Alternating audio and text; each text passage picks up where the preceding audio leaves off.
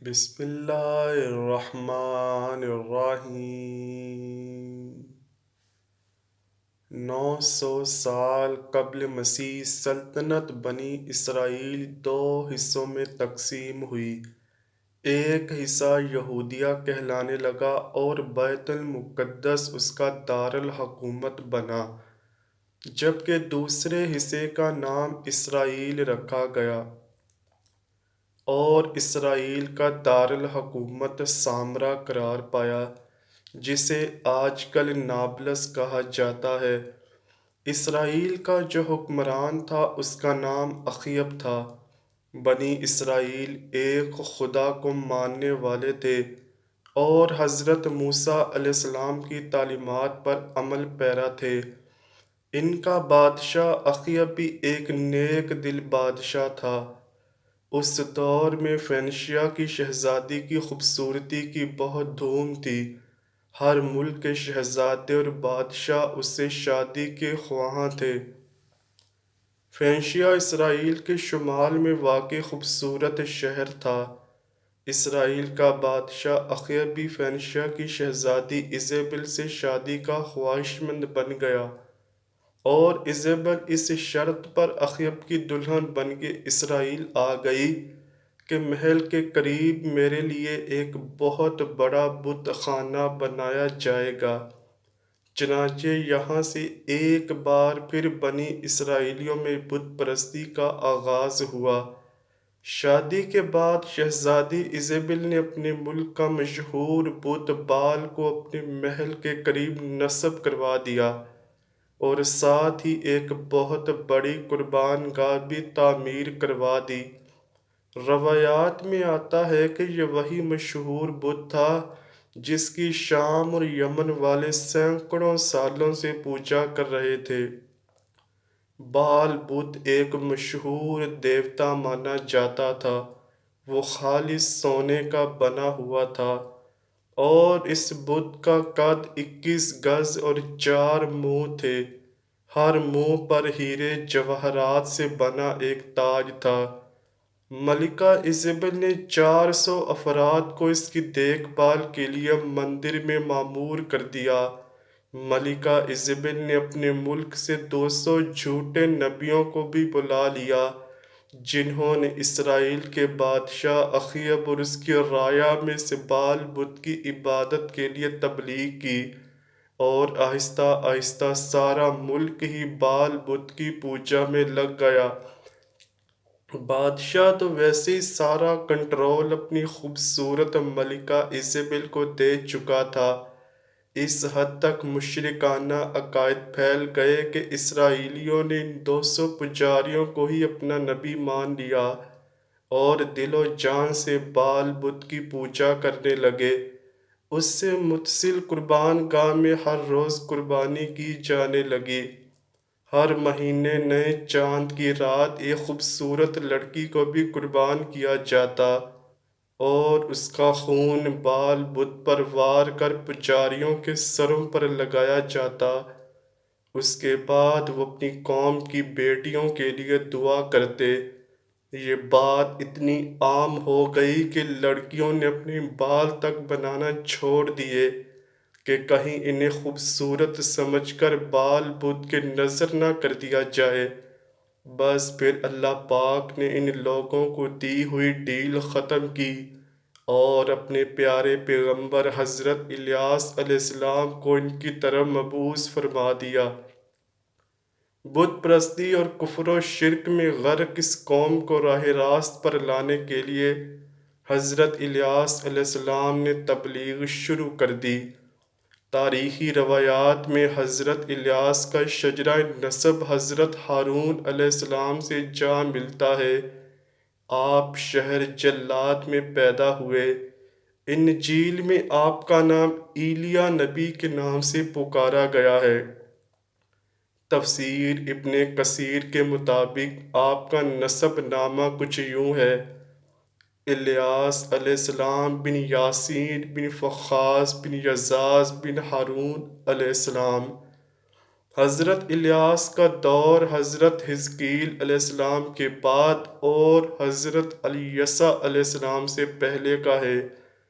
چنانچہ حضرت الیاس اللہ کے حکم سے بلبک شہر پہنچے اور دین کی تبلیغ کا کام شروع کر دیا۔ یہ یاد رہے کہ اس شہر کا نام بلبک بھی بال بت کی وجہ سے پڑا تھا۔ آج بلبک لبنان کا سب سے قدیم شہر مانا جاتا ہے۔ آج بھی وہاں پر موجود کھنڈرات اس بستی کی تباہی کا منہ بولتا ثبوت ہیں۔ حضرت الیاس کی تبلیغ کے بارے میں اللہ تعالیٰ قرآن میں فرماتا ہے، تم ڈرتے کیوں نہیں؟ کیا تم بال کو پکارتے اور اسے پوجتے ہو اور سب سے بہتر پیدا کرنے والے کو چھوڑ دیتے ہو، یعنی اللہ کو، جو تمہارا تمہارے اگلے باپ دادا کا پروردگار ہے؟ تو ان لوگوں نے ان کو جھٹلا دیا، سو دوزخ میں حاضر کیے جائیں گے۔ ہاں، اللہ کے خاص بندے مبتلا عذاب نہیں ہوں گے۔ اور ہم نے بعد کے لوگوں میں الیاس کا ذکر باقی رکھا، الیاس پر سلام ہو۔ بلا شبہ ہم نیکوکاروں کو ایسا ہی بدلہ دیتے ہیں، بے شک وہ ہمارے مومن بندوں میں سے تھے۔ جب حضرت الیاس علیہ السلام نے اسرائیلی بادشاہ اخیب اور ملکہ ایزابل اور ساری اسرائیلی قوم کو بال نامی بت کی پوجا سے روکا تو 2-4 لوگوں کے علاوہ کسی نے آپ کی بات نہ مانی، بلکہ ملکہ ایزابل حضرت الیاس کو تبلیغ سے روکنے کے لیے منصوبے بنانے لگی۔ حضرت الیاس علیہ السلام کے حالات و واقعات اور قوم کے ساتھ ان کی کشمکش کی تفسیر مظہری میں علامہ بغوی اور دیگر تفاسیر میں حضرت وہب بن منبع رحمۃ اللہ علیہ اور حضرت کعب الاحبار اور معارف القرآن میں مولانا مفتی محمد شفیع رحمۃ اللہ علیہ کچھ اس طرح لکھتے ہیں کہ ملکہ ایزابل اس وقت پوری دنیا کی خوبصورت ترین عورت تھی، چنانچہ اس نے اپنے حسن کو وار کرنے کا ارادہ کیا اور ایک دن حضرت الیاس علیہ السلام کو گرفتار کروا کر جیل میں بند کر دیا اور خود نیم عریاں حالت میں ان کے سامنے بیٹھ گئی۔ ملکہ ایزابل ایک خاص قسم کا پرفیوم بھی استعمال کرتی تھی کہ جب بھی وہ کسی مرد کے سامنے جاتی تو اس پر پرفیوم سے وہ اپنی ذہنی حالت کھو بیٹھتا اور پاگلوں کی طرح ایزابل کے جسم کے گرد گھومنے لگتا۔ لیکن اللہ کے پیغمبر حضرت الیاس علیہ السلام پر نہ تو اس پرفیوم کا کوئی اثر ہوا اور نہ ہی ایزابل کا حسن کام آیا، بلکہ حضرت الیاس علیہ السلام نے ایزابل کو نظر اٹھا کر دیکھا تک نہیں، بس وہاں بھی کہتے رہے، تمہارے 200 نبی جھوٹے ہیں اور میں اللہ کا نبی ہوں، تمہیں بھی ایک خدا کی عبادت کی تبلیغ کرتا ہوں۔ اس کے بعد حضرت الیاس علیہ السلام کو بے انتہا اذیتیں دی گئیں۔ قید سے رہا ہونے کے بعد آپ کو پریشان کیا جاتا رہا۔ جب آپ کو قتل کرنے کا منصوبہ بنایا گیا تو آپ علیہ السلام نے حکم الہی سے افتادہ غار میں پناہ لی اور اللہ پاک سے یوں دعا کی، اے میرے معبود، اسرائیلیوں پر شدید قحط نازل فرما کہ یہ لوگ میرے پاس بارش کے لیے بھاگے ہوئے آئیں۔ اللہ پاک نے آپ کی دعا قبول فرمائی اور 3 سال تک ایسا قحط پڑا کہ بنی اسرائیل کے جانور مرنے لگے، اناج ختم ہوا اور چراگاہیں ویران ہو گئیں۔ حضرت الیاس علیہ السلام اللہ تعالیٰ کے حکم سے اخیب سے ملے اور اس سے کہا، یہ عذاب اللہ تعالیٰ کی نافرمانی کی وجہ سے ہے، اور اگر تم اب بھی باز آ جاؤ تو یہ عذاب دور ہو سکتا ہے۔ میری سچائی کے امتحان کا بھی یہ بہترین موقع ہے۔ تم کہتے ہو کہ اسرائیل میں تمہارے معبود بال کے 200 نبی ہیں، تم ایک دن ان سب کو میرے سامنے جمع کر لو، وہ بال کے نام پر قربانی پیش کریں اور میں اللہ کے نام پر قربانی کروں گا، جس کی قربانی کو آسمانی آگ آ کر بھسم کر دے گی، اس کا دین سچا ہوگا۔ سب نے اس تجویز کو خوشی خوشی مان لیا، چنانچہ کوہ کرمل کے مقام پر یہ اجتماع ہوا۔ بال کے جھوٹے نبیوں نے اپنی قربانی پیش کی اور صبح سے دوپہر تک بال سے التجائیں کرتے رہے، مگر کوئی جواب نہ آیا۔ اس کے بعد اللہ کے نبی حضرت الیاس علیہ السلام نے قربانی پیش کی، جس پر آسمانی بجلی گری اور اس کو لے گئی۔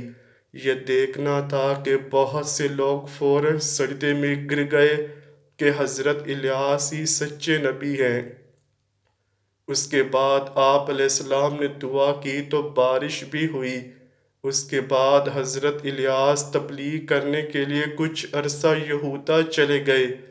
وہاں پر بھی لوگوں نے آپ کی بات نہ مانی تو آپ وہاں پر پیش گوئی کر کے آ گئے کہ کچھ ہی عرصے بعد تم لوگ تباہ و برباد ہو جاؤ گے۔ پھر آپ دوبارہ اسرائیل تشریف لے آئے، جہاں بادشاہ اخیب اور ملکہ ایزابل آپ کی جان کے دشمن تھے۔ روایت میں ہے کہ حضرت الیاس علیہ السلام نے اخیب سے کہا کہ بہت جلد تمہیں اور تمہاری بیوی کو جنگلی کتے چیر پھاڑ دیں گے۔ کچھ ہی عرصے بعد بالبک کو مہلک بیماریوں نے گھیر لیا، جس سے بادشاہ اخیب کے بہت سے فوجی مارے گئے۔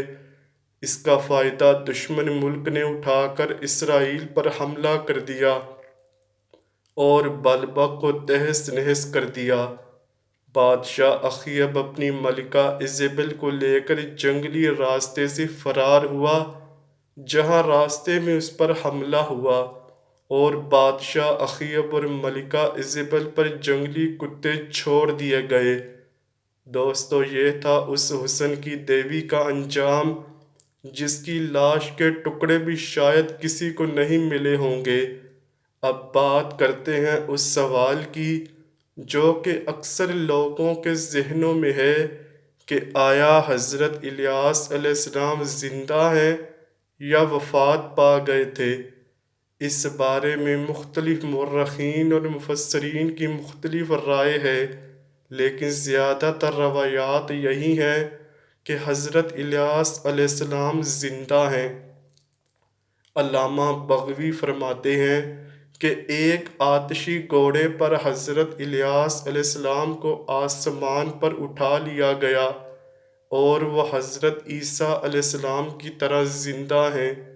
اس کے علاوہ علامہ سیوطی رحمۃ اللہ علیہ نے ابن عساکر رحمۃ اللہ علیہ اور حاکم رحمۃ اللہ علیہ کے حوالوں سے بہت سی روایات نقل کی ہیں کہ جن سے معلوم ہوتا ہے کہ وہ زندہ ہیں۔